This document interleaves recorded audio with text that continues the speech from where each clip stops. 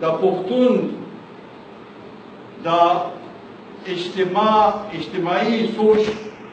پرېښود او د خپل د پارټۍ سوچ د خپل هغه مفادات ته وکتل او دې کې خلل پیدا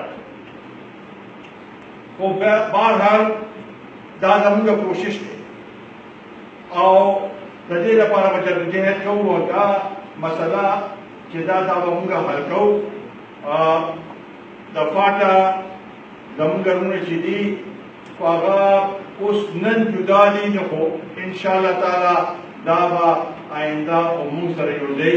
اوس هم د هغوی لپاره اواز اوچتو او آینده د هغوی لپاره به اواز اوچتو موږ دا غواړو چې پښتنو ډېر تکلیفات مصیبتونه تېر کړل او په دې خطې کې چې دا کوم نقصانات وشو دا زموږ لپاره بالکل مونږ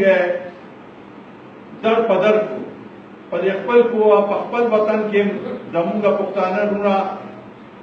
بې کوره شوي او داسې د زموږ او د افغانستان د تعلق چې کوم مونږ غواړو چې د دواړو ملکونو تعلق ښه شي او دا کومې مسلې چې د دې زموږ دي او د دې خاورې کې امن لپاره قایمولو لپاره چې کوم زموږ مشکلات دي هغې لپاره هلې ځلې د دواړو قومونو په مشترکه جدوجہد سره کیدی شي او د هغې لپاره موږ غواړو چې حکومتي سطح باندې او ولسي سطح باندې د دواړو ملکونو یو بل سره تعلق او کومې غلطفهمۍ دي هغه لرې کول دا زموږ فرض جوړېږي اوس هم زموږ په دې ملک کې زموږ افغانان وروڼه په لکونو تعداد کې اوس هم موجود دي مونږ یې مېلمستیا کوو ځکه چې دا د هغوی دویم کور دی کوو بیا هماغه پورې چې څو پورې په افغانستان کې امن نه راغلی افغانستان کې امن چې هلته امن راشي د هغې اثرات په موږ باندې راځي په پاکستان باندې راځي او چې دلته امن شي نو هلته به انشاءالله تعالی امن کېږي د دې لپاره زموږ مفادات یو دي او هغې د مشترکه دي او د هغې لپاره کوشش کول د دواړو ملکونو د دواړو هېوادونو دا پکار دا دی چې موږ دواړه مشترکه طور باندې د دې لپاره جدوجہد او انشاءالله تعالی چې اخلاصي او ایماندارۍ سره وکړو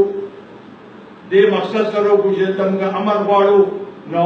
زما په خیال په دې د دواړو ملکونو چې دا اخلاصي دی انشاءالله تعالی دا ورځ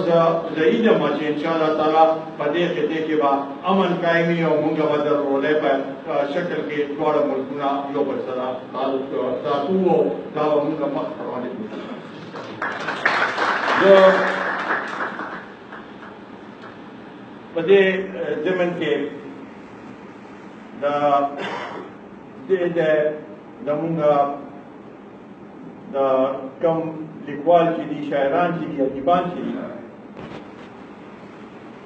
موږ غواړو چې د موږ او د افغانستان په منځ کې د دې سطح باندې د لیکوالو په سطح باندې د ادیبانو په سطح باندې شاعرانو په سطح باندې یو بل سره رابطې او موږ هلته یو او هغوی دلته راځي دې سره به زموږ دا تړون چې دی دا نور مضبوط شي او په دې ضمن کې موږ دا پیشکش کوو د افغانستان مشران دروند مشران دلته ناست دي چې مونږه په دې کې قومي وطن پارټي په دې کې پیشکش کوي چې مونږه په دې کې پهل وکړو مونږه خپل ادیبان شاعران مشران ته درخواست وکړو چې هغوی مونږ سره په دې کې مدد وکړي چې مونږ هلته لاړ شو هغوی دلته راشي چې دا یو تړون چې دی دا مونږ یو بل سره قایم وساتو.